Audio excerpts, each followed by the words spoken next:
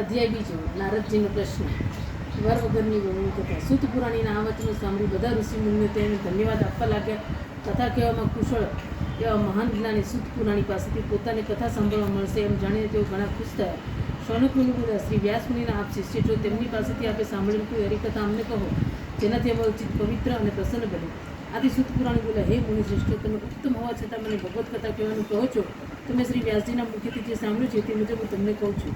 તેમણે કથાનો આરંભ કરતા કહ્યું, બ્રહ્માજીના પુત્ર નારદજી એકવાર અલકનંદા ગંગાજીના કિનારે આવેલા બદ્રીનારાયણ આશ્રમમાં પધાર્યા અને નારાયણને નમસ્કાર કરીને કહેવા લાગ્યા, આપ સત્ય સ્વરૂપ અને કૃપાનિધિ છો.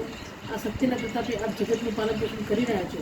આપ સાક્ષાત નારાયણ હોવા છતાં તપશ્ચર્યા કરી મૃત્યુલોકના માનવીઓને બોધ આપો છો, પરંતુ હજુ તેમને બોધ લાગ્યો હોય તેવું લાગતું નથી.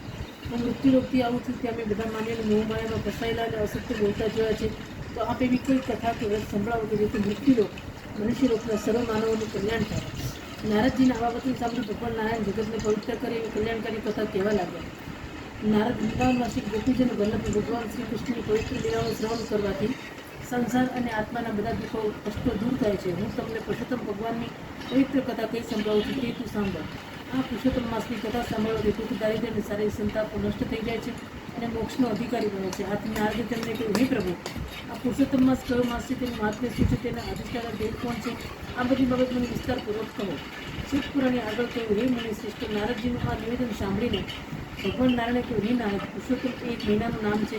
તેના અધિષ્ઠાતા પુરુષોત્તમ ભગવાન હોવાથી આ માસનું નામ પુરુષોત્તમ માસ પડ્યું છે. આ માસમાં વ્રત તપ અને દાન કરવાથી પુરુષોત્તમ ભગવાન સંતુષ્ટિથી અનંત ફળ આપે છે. નારદજીએ બધી માહિતી મેળવવાના હેતુથી આગળ પૂછ્યું, કયા મહિનાને પુરુષોત્તમ માસ કહેવામાં આવે છે? આ માસમાં વ્રત તપ અને ઉપવાસ કેવી રીતે કરવા? આ વ્રત કરવાથી શું ફળ મળે? જગતમાં દુઃખનો પાર નથી. હું તેમાંથી તમને શાંતિ અને દિલાસો મળે તે સરળ ઉપાય સૂચવવા વિનંતી કરું છું.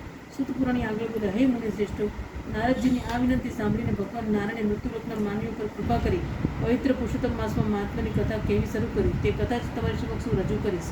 શ્રી ગૃહ નારદ પુરાણે પુરુષોત્તમ મહાત્માનો શ્રી નારદજીનો કૃષ્ણ નામનો બીજો અધ્યાય સંપૂર્ણ.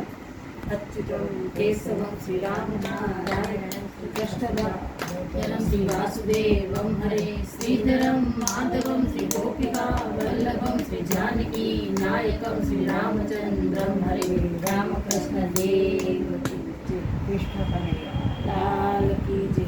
પુરુષોત્તમ માસની કથા.